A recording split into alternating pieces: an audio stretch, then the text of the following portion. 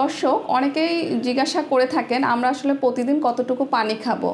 পানির একটা নাম কিন্তু আমরা বলে থাকি, পানির অপর নাম জীবন। সো আমাদের শরীরের বিভিন্ন অঙ্গ প্রত্যঙ্গ যে রয়েছে সেগুলোকে ঠিক রাখতে হলে আপনাকে অবশ্যই প্রতিদিন পর্যাপ্ত পরিমাণ পানি পান করতে হবে।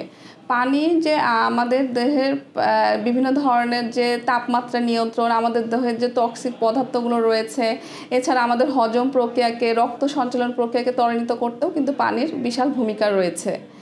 আর একজন সুস্থ মানুষকে অবশ্যই বা একজন প্রাপ্তবয়স্ক সুস্থ মানুষকে প্রতিদিন 2 থেকে 2.5 লিটার পানি পান করা উচিত, 8 থেকে 10 গ্লাস।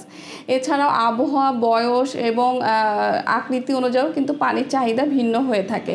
এছাড়াও যারা বিভিন্ন ডিজিজে আক্রান্ত, বিশেষ করে যারা হার্টের রোগী রয়েছেন, কিডনি রোগী রয়েছেন, তাদের ক্ষেত্রে কিন্তু পানির রেস্ট্রিকশন থাকে, সেটা তাদের রিপোর্ট অনুযায়ী ডক্টর বলে থাকেন। এছাড়া আমি বলবো যে পানি যারা অনেক বেশি রোদে যান বা যাদের অনেক বেশি ঘাম হচ্ছে তাদের ক্ষেত্রে হয়তো বা পানির চাহিদাটা একটু বেশি হবে, 3 থেকে 3.5 লিটার হতে পারে।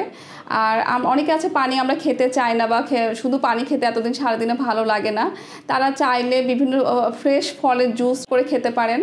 তো সবচেয়ে ভালো হয় আপনি যদি পানিটাকেই গ্রহণ করেন। এছাড়া পানি আমরা অনেকে আছে আমরা পানি সারাদিনে কতটুকু পানি বা কীভাবে খাবো, তো আমরা পানিটাকে যদি একবারে না খেয়ে সকালে ঘুম থেকে ওঠার পরে আমাদের যে সারাদিনে যে পানির চাহিদা 2 থেকে 2.5 লিটার আমরা যদি একটু ভাগ করে নিয়ে থাকি সকাল থেকে রাতে ঘুমা যেতে আগ পর্যন্ত 2 থেকে 3 ঘন্টা পর পর, আমার মনে হয় সবচেয়ে ভালো হয়।